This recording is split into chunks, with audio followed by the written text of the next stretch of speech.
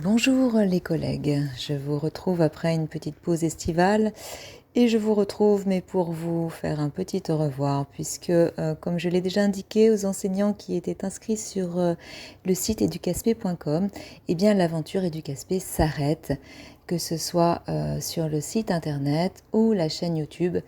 C'est vrai que cela me demande énormément de temps personnel et j'ai peu de retours par rapport à cela. Donc j'aurais aimé avoir une plateforme de partage, mais bon, voilà, tel n'est pas le cas, donc je préfère passer à d'autres projets.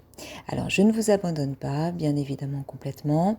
Vous avez toujours accès aux articles sur le site educasp.com. Il vous suffit de vous inscrire et vous avez bien évidemment toujours la possibilité de les consulter, de les imprimer, de les télécharger dans votre espace privé. Concernant la chaîne YouTube, je laisse bien évidemment les vidéos déjà existantes. N'hésitez pas à les partager si vous pensez qu'elles peuvent être utiles à vos collègues. Je pense notamment à la réunion de pré-rentrée qui arrive bientôt. N'hésitez vraiment pas à partager l'adresse de la chaîne YouTube. Voilà, alors je vous laisse, mais pas voilà, complètement tout seul.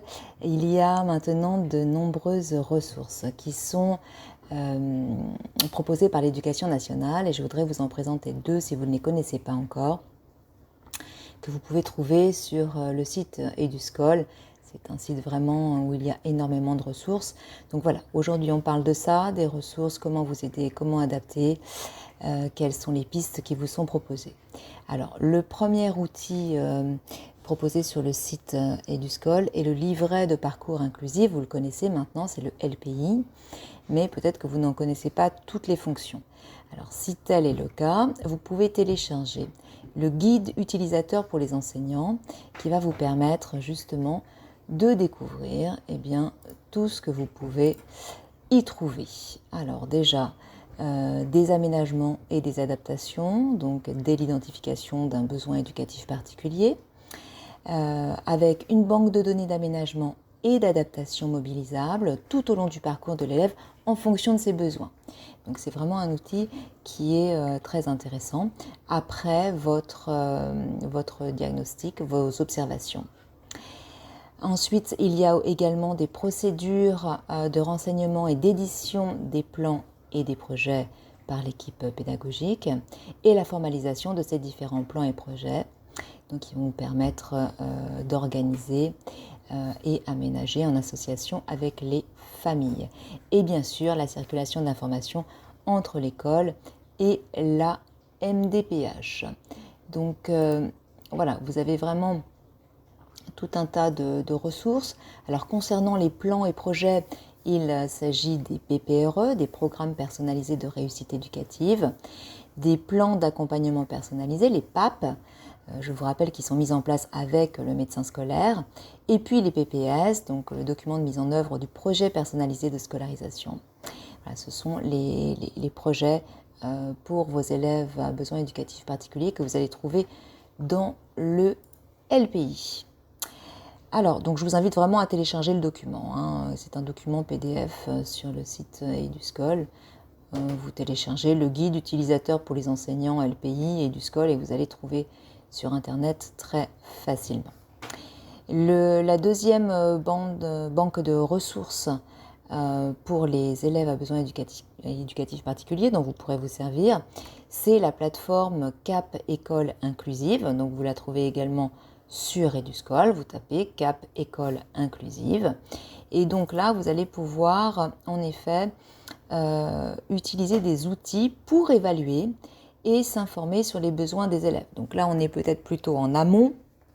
Si vous avez déjà observé donc des difficultés particulières, n'hésitez pas à aller sur le site, la plateforme CAP École Inclusive, parce qu'elle va vous permettre donc d'affiner vos observations en mettant à votre disposition une grille d'observation qui est à compléter en ligne ou à télécharger, pour vraiment bien cibler, identifier les besoins d'un élève qui rencontre des difficultés dans ses apprentissages.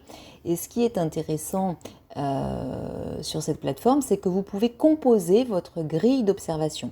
Donc soit vous allez télécharger la grille complète, soit vous allez pouvoir sélectionner en effet des items qui vous paraissent les plus adaptés au cas de votre élève.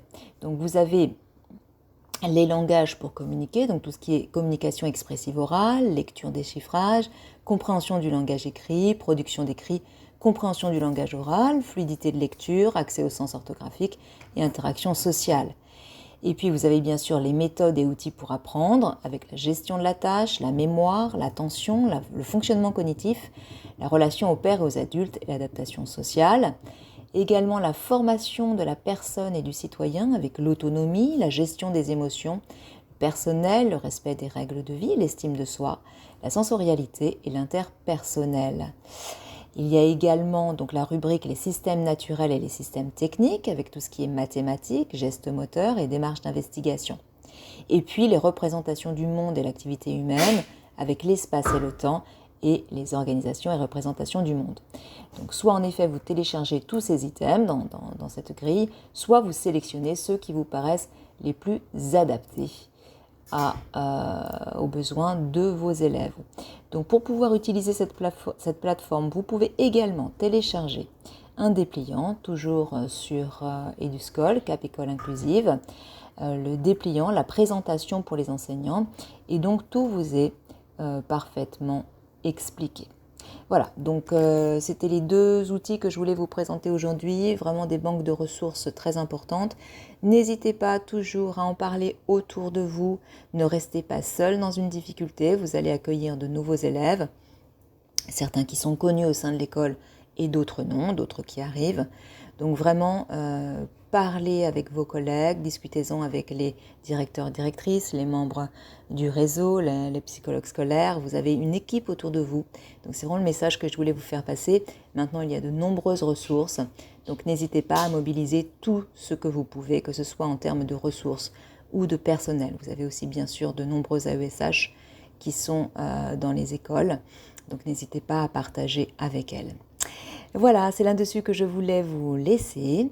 Je vous remercie beaucoup de m'avoir suivi, d'avoir partagé en effet ces moments. Je vous souhaite une excellente année scolaire 2023-2024 et je vous souhaite une très bonne continuation à tous. Au revoir.